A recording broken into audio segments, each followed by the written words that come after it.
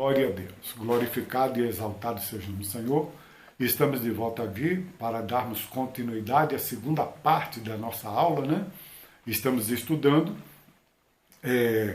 a existência e a pessoa do Espírito Santo, matéria de pneumatologia, paracletologia, do nosso curso aqui da nossa igreja, ao qual eu estou ministrando para os irmãos aqui na cidade de Fátima, né? Eu não me identifiquei, né, na primeira aula. Eu sou o pastor Luiz Carlos de Freitas, ministro seminário há vários anos e sou pastor presidente, pela misericórdia de Deus, da Assembleia de Deus aqui na cidade de Fátima, ligada à CEADEB, Convenção Estadual das Assembleias de Deus da Bahia, da qual o nosso presidente é o pastor Valdomiro Pereira, né, ligado também à CGADB. Este livro é o nosso material didático no curso. Então paramos na primeira parte da nossa aula, o Espírito Santo no Antigo Testamento, né? Então nós vemos como o Espírito Criador do cosmos, por cujo poder o universo e todos os seres foram criados. Então, todas as coisas foram feitas por ele, e sem ele nada do que foi feito se fez, né? O Espírito de Deus movia sobre a face das águas.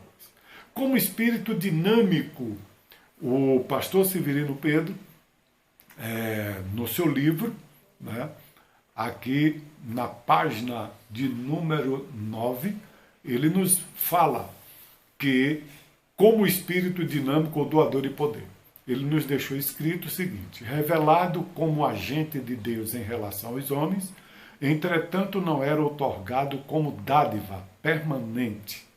Em sentido tópico, tal sucedia até mesmo no caso dos profetas, embora seja seguro pensar que homens mais profundamente espirituais possuíam o dom do Espírito Santo, por tempo mais dilatado que o comum. Salmo 51, versículo 11, Malaquias, capítulo 2, versículo 15.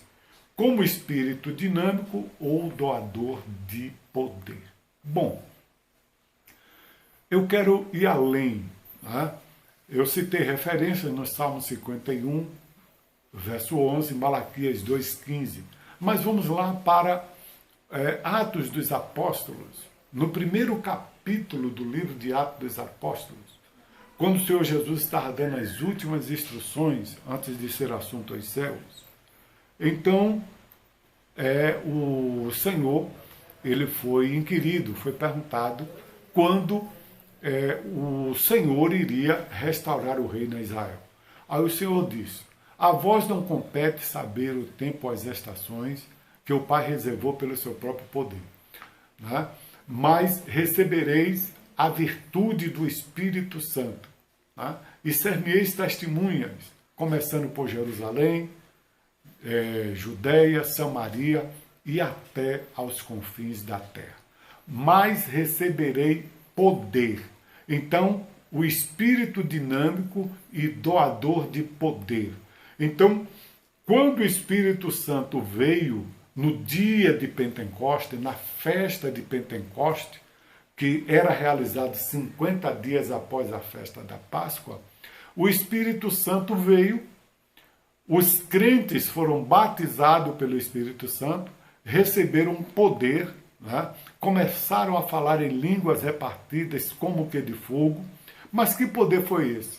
Ora, antes de ser batizado com o Espírito Santo, o apóstolo Pedro negou a Jesus.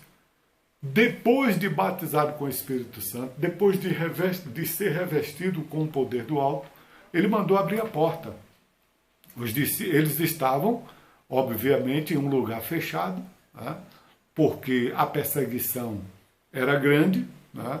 Já tinham conseguido matar a Jesus, então para matar os seus discípulos era como ir daqui a ali. Mas depois de ser revestido do poder do alto, Pedro disse: abre a porta. E agora, na unção do Espírito Santo, pregou na ousadia e, como nos diz a palavra de Deus, quase 3.000 almas se converteram ao Senhor. Então, aqui nós temos o Espírito Santo como espírito dinâmico ou doador de poder.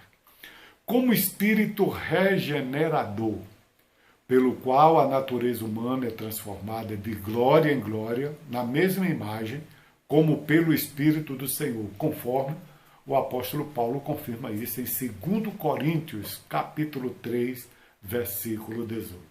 Então, encontramos sua presença no Antigo Testamento em várias manifestações de poder, num total de 88 vezes. Né? O Espírito Santo manifestou o seu poder na vida de Sansão. Né? O poder que Sansão tinha vinha do Espírito Santo. Nós vimos o poder do Espírito Santo na vida de Davi, lutando com Golias. Né?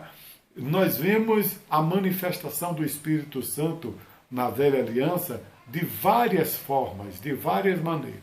Mas, como o apóstolo Paulo nos afirma, né, ele, nos últimos dias, ele manifestou o seu poder regenerador, pelo qual a natureza humana é transformada de glória em glória, na mesma imagem, como pelo Espírito do Senhor.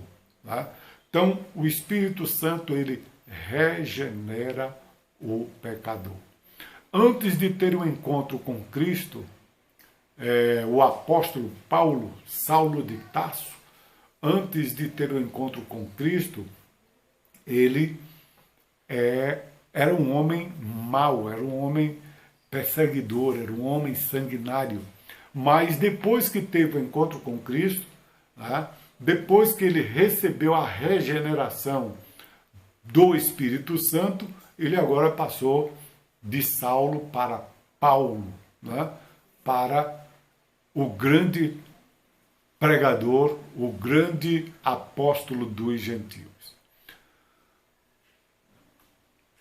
Dos 39 livros do Antigo Testamento, apenas 16 não fazem referência específica a ele, mas em essência. Algumas referências marcam sua presença nesse período, descrevendo-o como membro ativo da divindade, participante de decisões somente a ele inerentes. Né?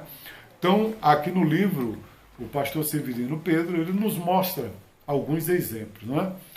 Vejamos algumas. Na criação do universo, o Espírito de Deus se movia sobre a face das águas. Gênesis capítulo 1, versículo 2. Na criação do homem, e disse, façamos o homem à nossa imagem, conforme a nossa semelhança. Gênesis 1, 26. Mas aonde está a presença do Espírito Santo aí, nesta declaração? Prestem bem atenção. E disse, façamos. Aqui não é empregado a primeira pessoa do verbo fazer. Né? Porque a primeira pessoa do verbo fazer é eu faço.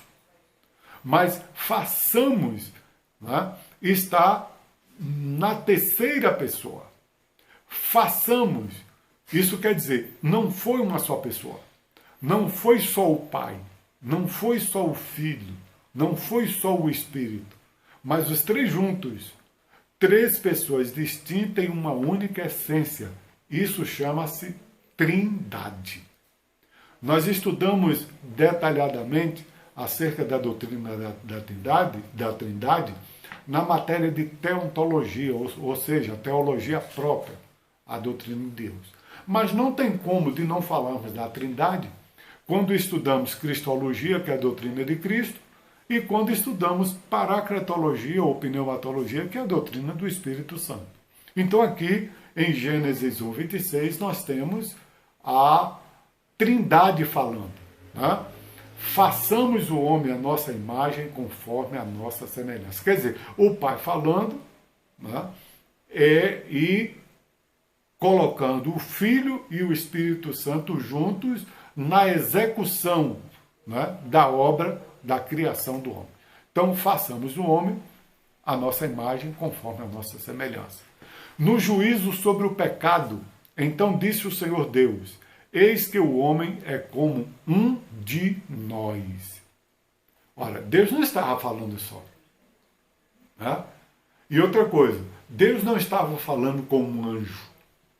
Deus estava falando com outra pessoa, com outras pessoas, que faz parte da sua essência. Tá? Então disse o Senhor, eis que o homem é como um de nós. Gênesis capítulo 3, versículo 22.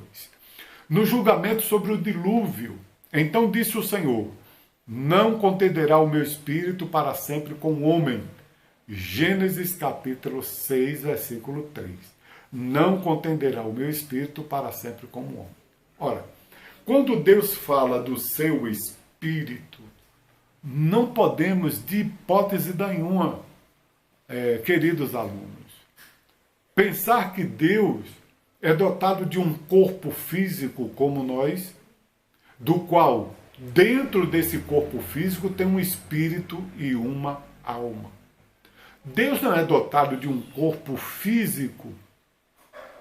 Quando ele fala do meu espírito, ele está falando da terceira pessoa da Trindade, ele está falando do Espírito Santo. Né? Então, meu espírito. Então, no juízo sobre, no julgamento sobre o dilúvio, então disse o Senhor, não contenderá o meu espírito para sempre com o homem. Gênesis capítulo 6, versículo 3. Tá?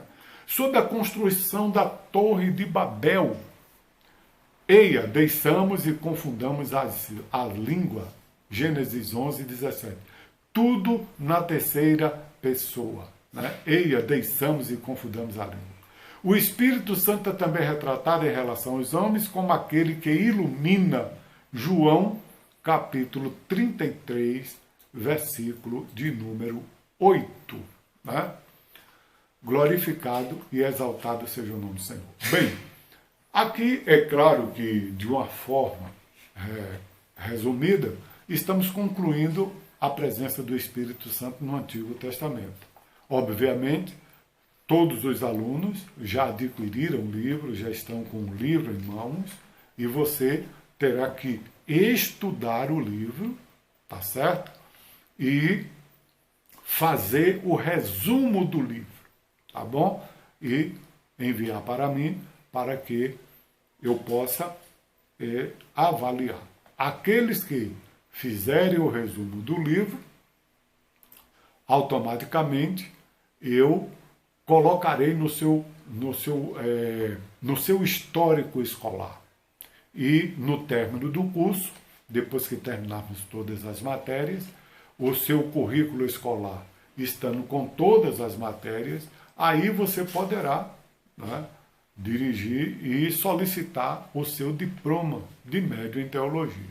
Então, eu enviarei o seu currículo para a escola, né, pastor Araildo, e ele enviará.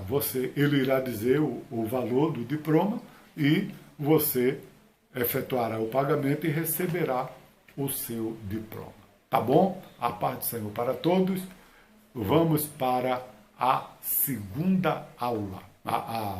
Melhor, vamos para a terceira parte, né? Aqui é uma aula só, a terceira parte. Na terceira parte da nossa aula, estudaremos a pessoa do Espírito Santo no Novo Testamento. Que o Espírito do Senhor vos abençoe e vos encham de graça. Até logo.